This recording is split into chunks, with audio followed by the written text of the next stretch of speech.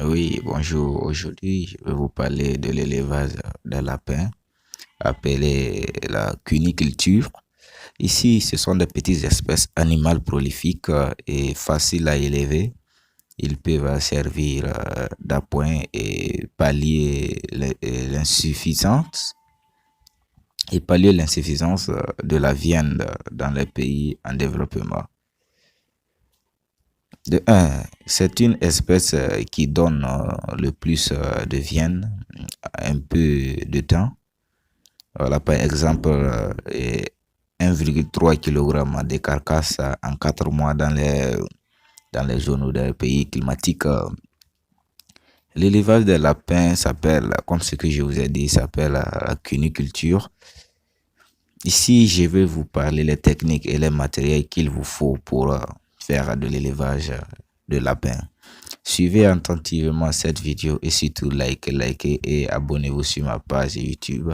N'hésitez pas à nous partager en cas de soucis et laissez un petit commentaire là. Là, ça nous facilite de lire. Ici, pour faire l'élevage des lapins, appelé la cuniculture, il vous faut, si vous avez un silo noté, il vous faut les matériels comme la mangeoire, l'abreuvoir, les boîtes à nid,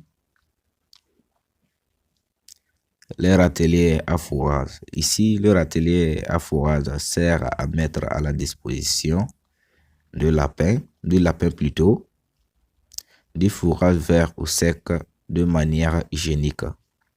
Maintenant, si nous prenons les mangeoires, c'est dans laquelle vous allez servir vos lapins à manger.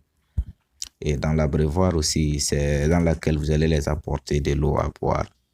Si nous prenons par exemple la boîte à nid, c'est dans laquelle la lapine va faire son nid de ponte. Bon, c'est pas de ponte, mais de mise bas. La saillie ici, c'est encore appelé l'accouplement. C'est une opération qui consiste à accoupler la lapine en chaleur envers le mâle. Voilà. Ici, la saillie, son objectif ici, c'est la reproduction. Celui qui parle de la reproduction, ça veut dire une croissance rapide de sa ferme cuniculture. Donc ici, la saillie, avant de faire la saillie, mes amis, avant de faire la saillie, ou avant de transférer la lapine ou la femelle, il est nécessaire de contrôler son état de santé.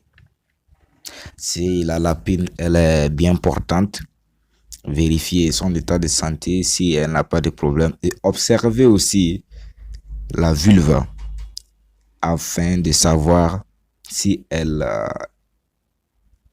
est en phase de chaleur. Voilà, si elle est en phase de chaleur. Et pour savoir que la lapine elle est en phase de chaleur, mes amis, c'est très simple. Vous voyez que vous verrez que vous verrez un gonflement et le roussissement de la vulve. Et de deux, la lapine, elle perd l'appétit. De trois, vous verrez même que la lapine, elle a l'instinct sexuel. Voilà, c'est ce que vous pouvez remarquer. Mais au niveau aussi de la palpation, une fois que vous voulez savoir si la lapine elle est en gestation, la palpation c'est une méthode efficace et facile pour vérifier si la lapine est gestante ou non. La palpation aussi se fait au niveau des abdominales. Après la palpation, une fois reconnu que votre lapine elle est en gestation, elle porte des petits. Et nous avons ce que nous appelons la mise bas. Voilà. Et la lapine met bas généralement dans la nuit. Et la durée aussi de gestation de la lapine est un mois, c'est-à-dire 31 jours. Voilà. 31 jours. Voilà. Les maladies que nous pouvons rencontrer au niveau des lapins, ce sont des maladies très contagieuses et surtout qui ralentissent et qui freinent la croissance rapide des lapins. Nous avons la coccidiose, c'est une maladie intestinale, je peux dire, ce sont des maladies internes des lapins. Elle se manifeste par le ralentissement de la croissance. Nous avons de deux, l'apparition d'autres maladies intestinales et nous avons l'amaigrissement et nous avons aussi la diarrhée. Pour ces traitements, nous avons comme sulfadiméthosine, voilà, et nous avons trisulmi comme des produits. Voilà, je répète bien, nous avons sulfadiméthosine et puis trisulmi. Et il y a une autre maladie appelée coryza. C'est une maladie qui se manifeste par l'inflammation de la muqueuse des cavités nasales des lapins. Vous remarquerez que l'animal se frotte le nez avec la patte antérieure. Ici, comme traitement aussi, nous avons sulfadiméthosine et nous avons oxytétracycline avec sulfaméragine. Voilà, ce sont les produits que nous pouvons rencontrer pour le traitement de coryza. Et parlons aussi de la gale. C'est une maladie aussi contagieuse, très contagieuse même. Vous remarquerez que votre animal perd les poils et au niveau des oreilles, il y a des petites plaies, tous ces sauges-là. Voilà, ce sont des signes de la gale. Et ici, comme traitement, nous avons l'huile de palme et de pétrole. C'est-à-dire, nous avons l'huile de palme et avec le pétrole, vous mettez ça sur la blessure et sur la peau de l'animal. Voilà, c'est un traitement.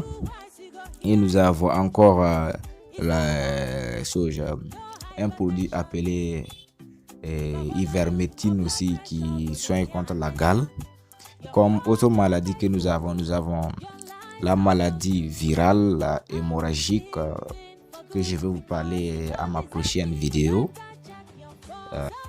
Je vais vous parler à la vidéo précédente en même temps en vous donnant les dosages qu'il faut pour ces produits. Nous allons nous revoir à la prochaine vidéo. Voilà, surtout likez, abonnez-vous sur ma page YouTube. N'hésitez pas à laisser un petit commentaire là juste en bas de la vidéo pour que je puisse toutefois jeter un coup d'œil et voir quels sont les soucis et quels sont les problèmes, quels sont les... Voilà, et pour que je puisse apporter des solutions et contribuer le peu de connaissances que j'ai envers ceux qui ont des difficultés. Pareil que vous aussi, si vous connaissez, vous pouvez aussi encore me montrer et sur le petit commentaire juste en bas là. Offrir ensemble pour bâtir un monde meilleur dans l'élevage. Bye bye, bye bye, move on. Move on.